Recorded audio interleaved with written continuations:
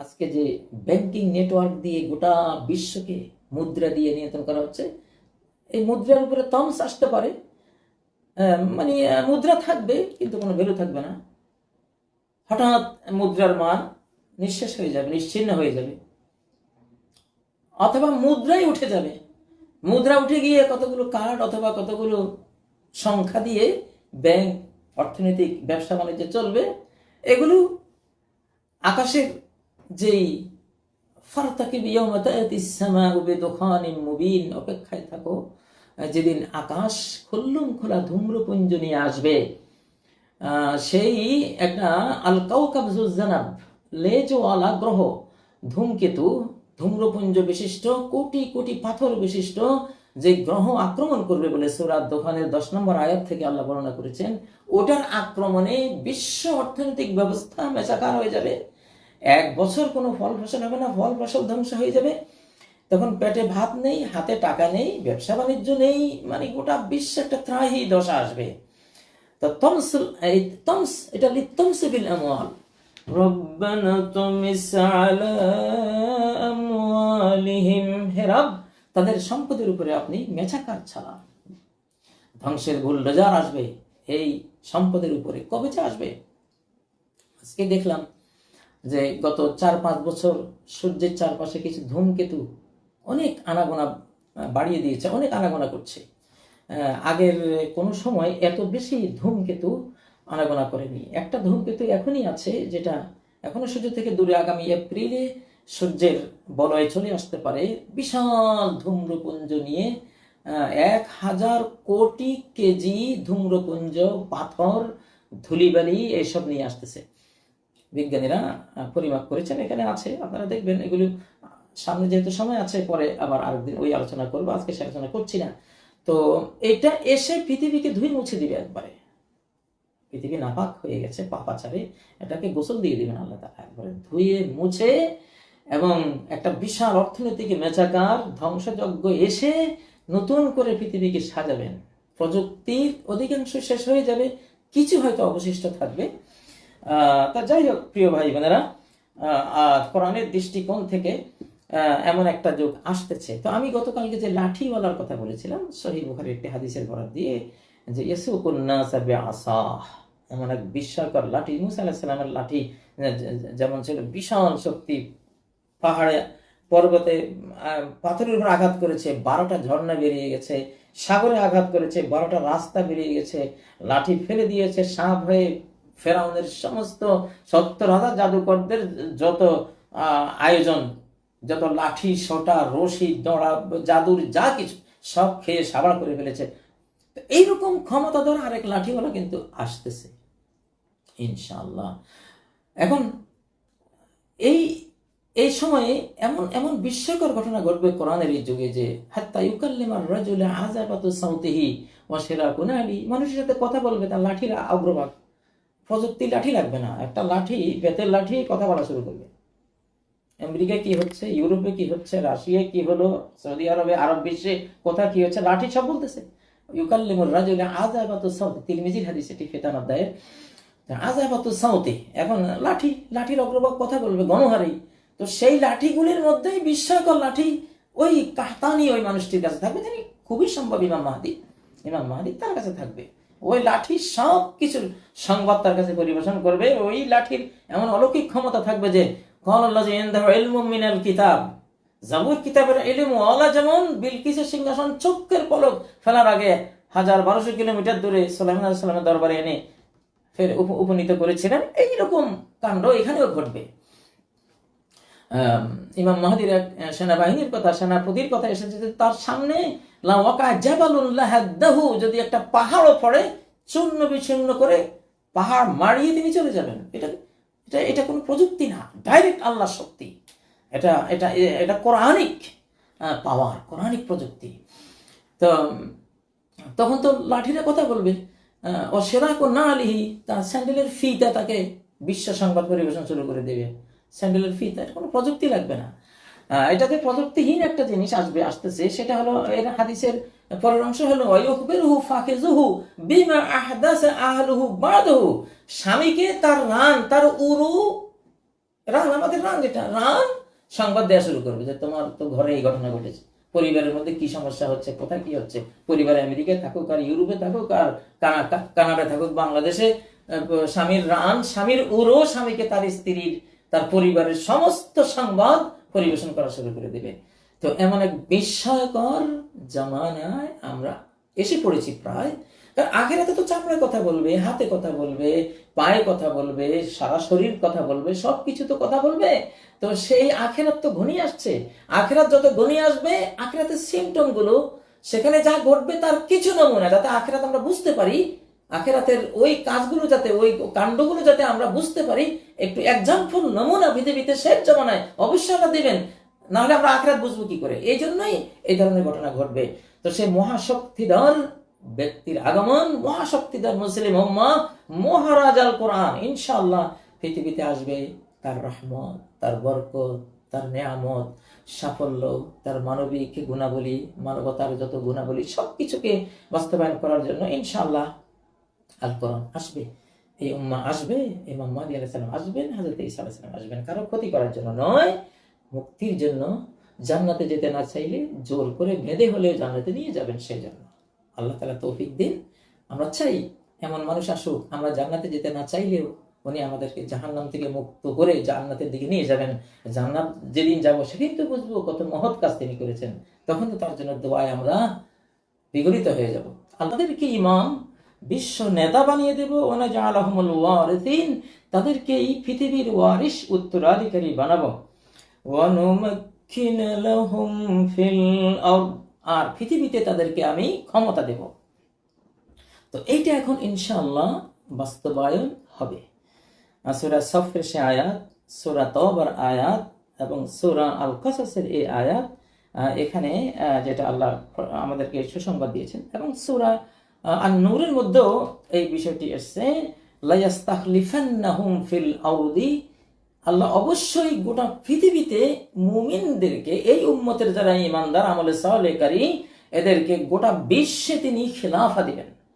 খেলাফা আলা মিনহাজিন নবুওয়া, নবুয়তের স্টাইলের বিশ্ব খেলাফা, নবীদের খলিফা হয়ে রহমত, বরকত, নেয়ামত দিয়ে, ইনসাফ দিয়ে, দয়া মায়া দিয়ে গোটা পৃথিবীকে পরিপূর্ণ করে দেবেন তারা। এটা সূরা আন-নূরের 55 নম্বর আয়াত। তো সেখানেও কিন্তু গোটা পৃথিবীর কথাই এসেছে। এবং হাদিসগুলোতে যেটা এসেছে, ইয়ামলিকুল আরদা সাবআ সিনিন সামান, কোন কোন রিওয়ায়াতে 9 বছরের কথা এসেছে, যে তিনি গোটা পৃথিবী শাসন করবেন 7 বছর, কোন কোন বর্ণনায় 8, 9, আবার ঈসা আলাইহিস সালাম বাকি আরো 45 বছর, মানে অর্ধ শতাব্দী গোটা বিশ্ব শাসন করা হবে দুর্দণ্ড প্রতাপে। মহাশক্তিধর ইমাম আল মাহদী এবং ঈসা আলাইহিস সালাম, তারা এটা করবেন। আমরা কিন্তু এই সুড়ঙ্গের শেষ প্রান্তের, অন্ধকার সুড়ঙ্গের শেষ প্রান্তে চলে এসেছি, এখন আলো দেখতে পাচ্ছি ইনশাআল্লাহ। তো হযরত মুসা আলাইহিস সালামের যুগে যেভাবে পতন হয়েছিল, এই যুগেও, আমাদের এই যুগে এখন গোটা বিশ্বকে অন্যায়ভাবে যারা ধরে রেখেছে, নিয়ন্ত্রণ করছে, তাদের ব্যাপারে হযরত মুসা আলাইহিস সালামের এই দোয়ার মতো অ্যাকশন আসতেছে।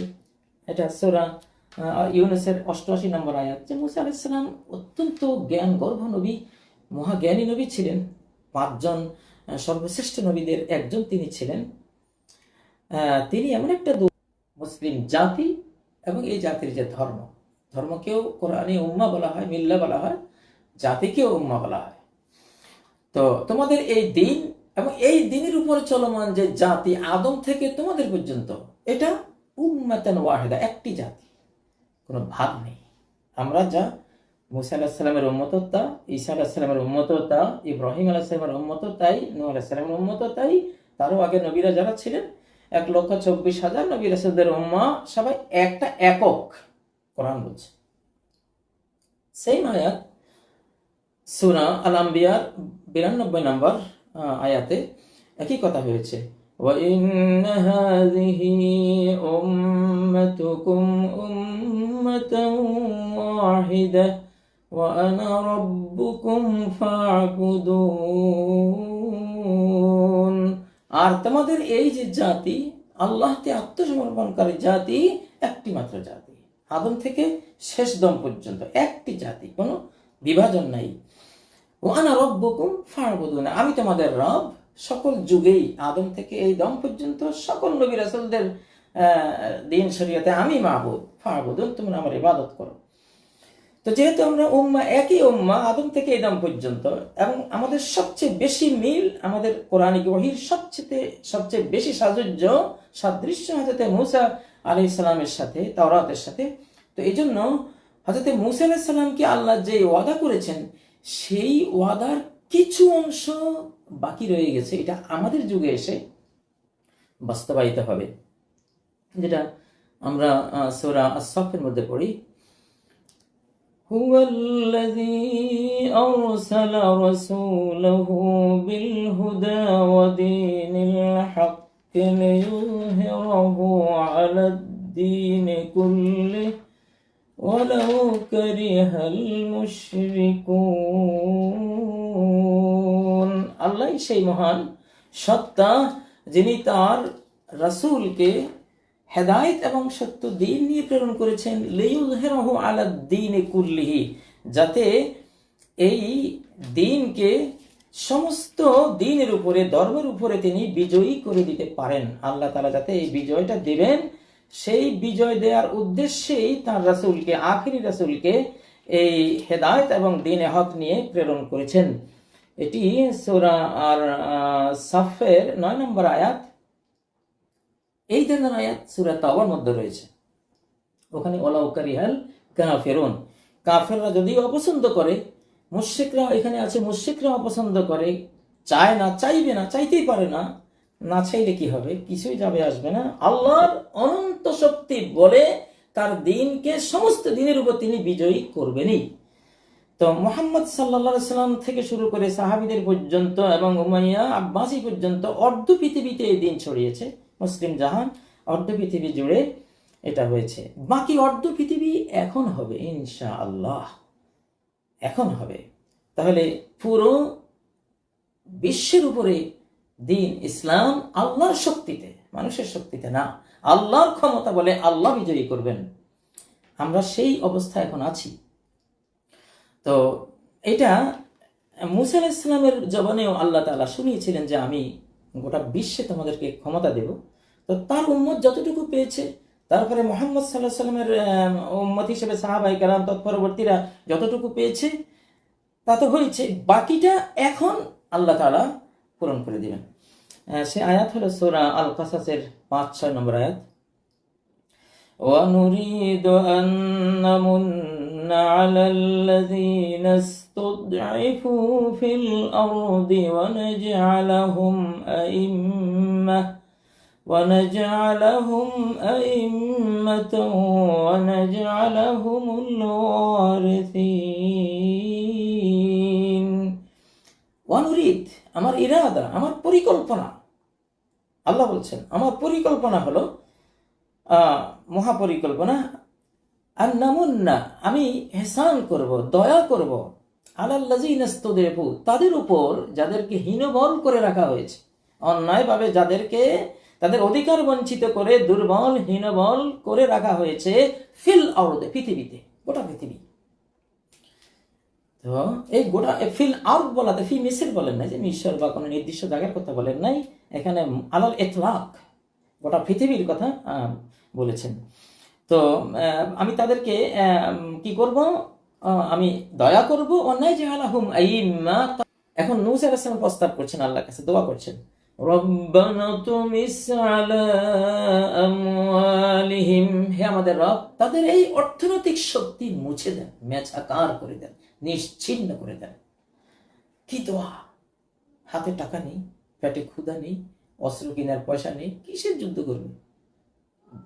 যেই বলে লাফায় ওরা, যেই বলে আপনার বান্দাদেরকে গোমরা করে, জুলুম করে, অত্যাচার করে, কুফরি শিরক করে, ওই বলের মূল উৎসটাই আপনি ধ্বংস করে দেন। তাই হয়েছে। একবার জলোচ্ছ্বাস এসে সব সম্পত্তি ধ্বংস করে দিয়েছে, আবার পঙ্গপাল এসে সব ফল ফসল খেয়ে সাবা করে ফেলেছে, আবার চার পোকা এসে তাদের ঘরে দুয়ারে বাইরে এখানে সেখানে সবকিছু মেচাকার করে দিয়েছে। ব্যাঙ বাহিনী এসে যেখানে যা পেয়েছে সব খেয়ে নিঃশেষ করে ফেলেছে, এবং তারা যেখানে ঘুমিয়েছে গায়ের উপরে টাল হয়ে স্তূপীকৃত হয়ে ব্যাঙেরা তাদেরকে চাপা দিয়েছে। মানে এসব অত্যাচারে সম্পদ সবকিছু ধ্বংস হয়ে হয়ে এমন এক পর্যায়ে চলে গেছে, তখন আর আল্লাহর বিরুদ্ধে যুদ্ধ করার ক্ষমতা তারা হারিয়ে ফেলেছিল। তো এই অবস্থা এখন হবে তমসুল আমওয়াল রব্বানা তুমিস আলা আমওয়ালিহিম, আমাদের এই যুগে এটা হবে। আল্লাহ তৌফিক দেন। আজকে এই পর্যন্তই। সুবহানাকাল্লাহুম্মা ওয়া বিহামদিকা আশহাদু আল্লা ইলাহা ইল্লা আনতা আস্তাগফিরুকা ওয়া আতুবু ইলাইক। আসসালামু আলাইকুম ওয়া রাহমাতুল্লাহি ওয়া বারাকাতুহু।